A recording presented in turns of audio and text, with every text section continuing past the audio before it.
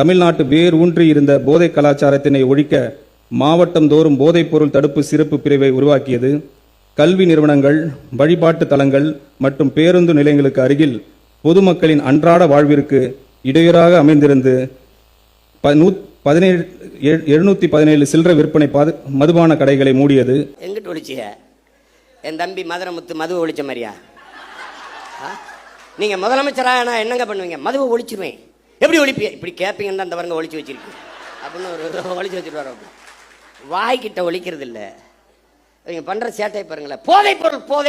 போதைப்பொருள் ஒழிப்புக்கு ஒரு விழிப்புணர்வு தொடர் ஓட்டம்.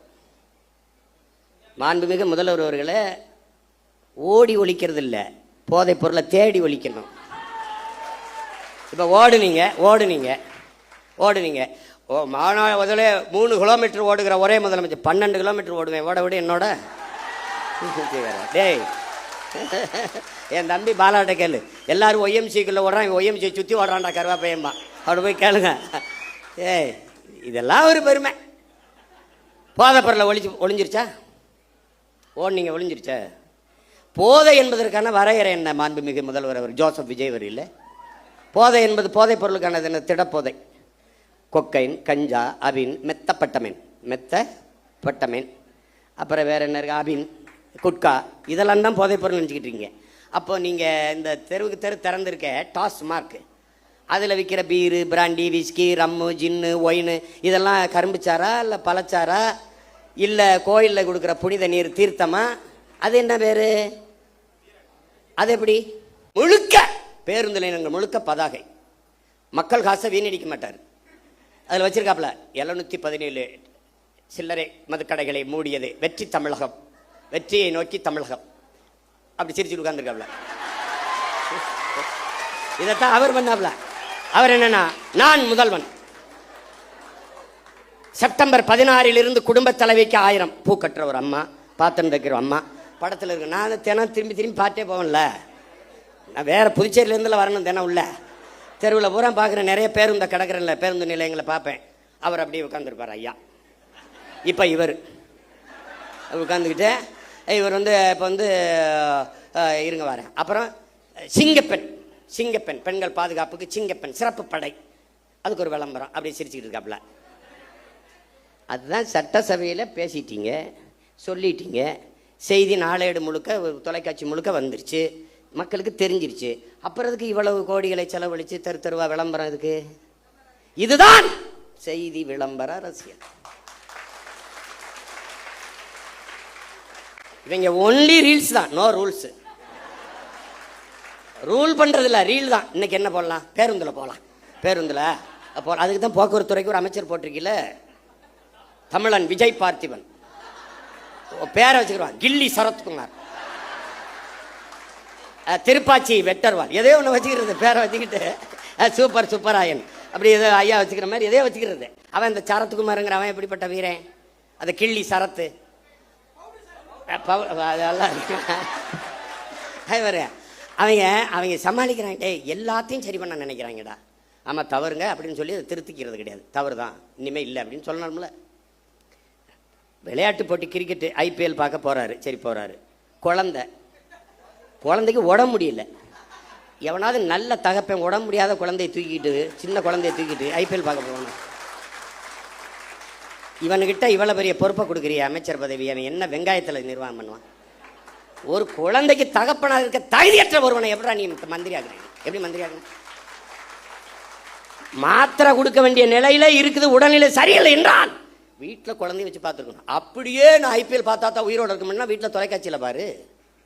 அங்கே கூட்டி கொண்டு போய் மாத்திரையை ஒரு இதில் வச்சு, அது எது கடன் அட்டையில் இப்படி நசுக்கிறாப்புல. பின்னாடி ஒரு பொம்பளை குழந்தை அழுதுக்கிட்டா, உடம்பு முடியாத குழந்தைக்கு மாத்திரை நசுக்கா, பின்னாடி ஒரு பொம்பளை திருத்தி அதை எவனா எடுத்துக்கிட்டு 500 ரூபா இதுக்கு கையில் வருது. மாத்திரை நசுக்கிறதுக்கு 500 ரூபாய்க்கு என்ன சம்மந்தம் இருக்குது? இந்த மாத்திரையை ஏன் நான் பொடியாக நசுக்கிற? தண்ணியில் போட்டு குழந்தைக்கு கொடுக்க. மாத்திரை அப்படியே போட்டாலே கரைஞ்சிருமே, எதுக்கு நசுக்கிற? டேய் கேட்கறதுக்கு பதில் சொல்லணும். அதை விட்டு உன்னை தெரியாதா? அது தெரியுதுலடா. உங்களுக்கு முன்னாடியே 15 வருஷமா இங்கே இருக்கேன்டா, என்னை தெரியாமல் எப்படி இருக்கும்? அது கேட்குறது. அது அது வந்து அவர் கொடுக்குறாரு, இப்படி நசுக்கி போடுறாப்புல. இப்போ வழக்கு போட்டு சீமான் கெடுத்து விட்டாப்புல. டேய், நாட்டே கெடுத்து வச்சிருக்காடா, நாட்டே கெடுத்து வச்சிருக்கீங்க. நீங்கள் காப்பாற்ற போராடுறோம்டா. கேள்விதான்டா கேட்குறோம். உங்களுக்கு எங்களுக்கு இருக்கிற வித்தியாசம்டா. மாண்புமிகு ஜோசப் விஜய் முதல்வர் அவர்களுக்கு முன்னாடி நிற்கிற சீமானுக்கு இருக்கிற வித்தியாசம் ஒன்று தான். இவன் என்ன செய்வான், இவன் என்ன செய்வான்னு கேள்வி. இவன் என்ன செய்வான்னா உண்மையை சொல்லுவான். கடன் இவ்வளவு இருக்கு, வட்டியே 1 லட்சம் கோடிக்கு மேலே வருது, நம்ம இவ்வளவு சிரமம் இருக்கு, அதனால கொஞ்சம் பொறுங்க. இப்போ நான் சொல்கிறேன் பாரு, படித்து முடித்து விட்டு வேலை இல்லாத 70 லட்சம் இளைஞர் இருக்கான், கிட்டத்தட்ட 1 கோடி.